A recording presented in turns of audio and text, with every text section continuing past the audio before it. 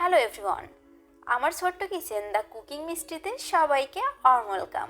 The cooking mystery সবসময় চেষ্টা করে নতুন আর সহজ রেসিপি ঘরোয়া উপায়ে আপনাদের সাথে শেয়ার করার।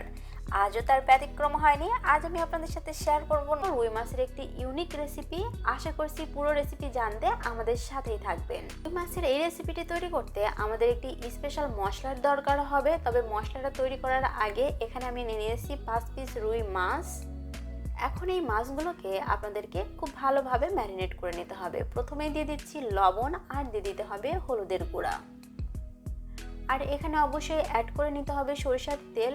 মাছ ভাজার আগে এভাবে ম্যারিনেটের সময় যদি আপনার সরিষার তেল ব্যবহার করেন তাহলে মাছ ভাজার সময় মাছ থেকে কোনোভাবেই তেল ছিটে আসবে না।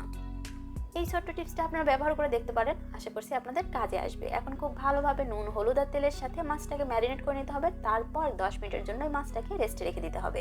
এর মাঝে আমি তৈরি করে নিব আমাদের সিক্রেট মশলা। এর জন্য আমি একটি ব্লেন্ডারের জারে নিয়ে নিয়েছি 2টা মিডিয়াম সাইজের পেঁয়াজ কাটা, আর এখানে আমি 2টা মিডিয়াম সাইজের রসুনের কোয়া ছাড়িয়ে রেখেছিলাম, সেগুলোও দিয়ে দিলাম। আর অবশ্যই এখানে আপনাদের ব্যবহার করে নিতে হবে স্বাদ মতো কাঁচামরিচ, দিয়ে দিতে হবে 1 টিস্পুন গোটা ধনিয়া, আর এখানে আপনাদের রাঁধুনি ব্যবহার করে নিতে হবে 1/2 টিস্পুন। এর মধ্যে এখন দিয়ে দিতে হবে সাদা সরিষা 1 টিস্পুন, আর আমি সামান্য পরিমাণ পানি দিয়ে খুব ভালোভাবে এটাকে ব্লেন্ড করে নেব।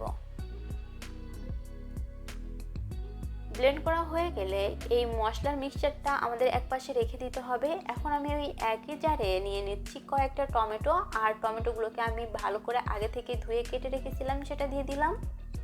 এখন এই টমেটোগুলোকে পানি ছাড়াই খুব ভালোভাবে পেস্ট করে নিতে হবে। দেখতেই পারছেন আমি টমেটোগুলো খুব মিহি করে পেস্ট করে নিয়েছি। এরপর চলে এসেছি চুলায় একটি পাত্র বসিয়ে দিয়ে দিচ্ছি তেল।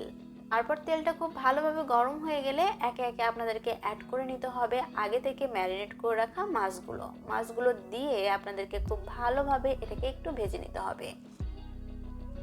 মাছের দুপাশে উল্টে পাল্টে ভেজে নিতে হবে। যখন এক পাশ হয়ে যাবে তখন অপর পাশটা উল্টে দিতে হবে, আর একইভাবে অপর পাশটা ভেজে নিতে হবে। দেখতেই পারছেন মাছগুলো কিন্তু একটু ব্রাউন করে আমি ভেজে নিয়েছি। ঠিক এভাবেই মাছগুলোকে ভেজে নিতে হবে। এখন আমি এই মাছগুলোকে তেল থেকে তুলে নিব। ওই একই তেলে দিয়ে দিচ্ছি আগে থেকে কেটে রাখা আলু। এখানে আমি নতুন আলুটা ব্যবহার করেছি। চেষ্টা করবেন এই রেসিপিতে নতুন আলু ব্যবহার করার, তাহলে কিন্তু এই রেসিপিটি খেতে অনেক বেশি টেস্টি হবে।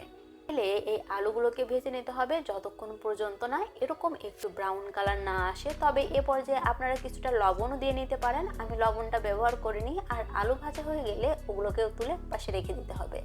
ওই একই তেলে দিয়ে দিতে হবে 1/2 টিস্পুন মেথি আর 1/2 টিস্পুন কালো জিরা দিয়ে দিচ্ছি আমি কয়েকটা গোটা গরম মশলা, আর দিয়ে দিতে হবে এখানে আদা বাটা 1 টেবিল স্পুন আর জিরা বাটা 1 টেবিল স্পুন। আর আগে থেকে যে মশলাটা আমি তৈরি করে রেখেছিলাম সেই মশলাটা দিয়ে তেলের সাথে খুব ভালোভাবে একটু ভেজে নিতে হবে যতক্ষণ পর্যন্ত না কাঁচা গন্ধটা চলে যেতে পারে। তারপর আপনাদেরকে অ্যাড করে নিতে হবে স্বাদ মতো লবণ, আর কালারের জন্য আমি কাশ্মীরি লঙ্কার গুঁড়া দিয়ে দিয়েছি, আর সামান্য একটু হলুদের গুঁড়াও দিয়ে দিয়েছি। এখন এটাকেও খুব ভালো করে আপনাদেরকে কষিয়ে নিতে হবে। তারপর এর মাঝে দিয়ে দিতে হবে আগে যে আমি টমেটোর পেস্ট তৈরি করে রেখেছিলাম সেটি দিয়েও খুব ভালো করে এখন একটু কষিয়ে নিতে হবে যতক্ষণ পর্যন্ত না এই মশলা থেকে পানিটা শুকিয়ে আসে। আমার রেসিপিস এবং কুকিং প্রসেস নিয়ে আপনাদের যদি কোনো ধরনের মতামত থাকে তাহলে অবশ্যই কমেন্টস করে জানাতে ভুলবেন না, কারণ আপনাদের মতামত আমাদের কাছে অনেক বেশি গুরুত্বপূর্ণ। আমার মশলাটা খুব ভালো করে কষানো হয়ে গেছে, দেখতেই পারছেন কতটা ড্রাই হয়ে এসেছে। এখন এখানে দিয়ে দিতে হবে পরিমাণ মতো পানি। আপনি যতটা ঝোল রাখবেন সেই অনুযায়ী এখানে পানিটা অ্যাড করে নিতে হবে। তারপর মশলাটাকে খুব ভালোভাবে একবার মিশিয়ে নিয়ে এটাকে ঢেকে একটু ফুটতে দিতে হবে। যখন মশলাটা ফুটে আসবে তখন আপনাদেরকে অ্যাড করে নিতে হবে আগে থেকে ভেজে রাখা মাছ আর আলু। মাছ আর আলু দেওয়ার পরে খুব ভালো করে একবার মিশিয়ে নিতে হবে। তারপর এটাকে আপনাদেরকে জাল করে নিতে হবে যতক্ষণ পর্যন্ত না এই ঝোলটা টেনে না আসে। আমি ঢাকনা দিয়ে ঢেকে দিচ্ছি আর ফিরে আসছি মাছটা হয়ে যাওয়ার পর।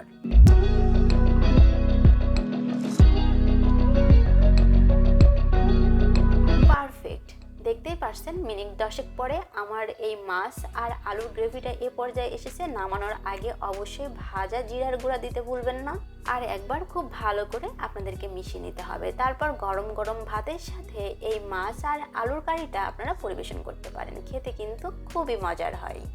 আজকের রেসিপি আপনাদের কেমন লাগলো অবশ্যই আমাকে কমেন্টস করে জানাতে ভুলবেন না। যদি ভালো লেগে থাকে তাহলে অবশ্যই আমার চ্যানেলটি সাবস্ক্রাইব করার অনুরোধ রইল। পাশে থাকা বেল আইকনটি প্রেস করে দিবেন যাতে আমি কোনো ভিডিও আপলোড করলে সাথে সাথে নোটিফিকেশন পেয়ে যান। যারা আমাদের ফেসবুক পেজ থেকে দেখছেন ফেসবুক পেজটাও চটপট করে ফলো করে দিবেন। দেখা হচ্ছে নতুন পর্বে নতুন কোনো রেসিপি নিয়ে। ততক্ষণ সবাই অনেক বেশি ভালো থাকবেন। আল্লাহ হাফেজ।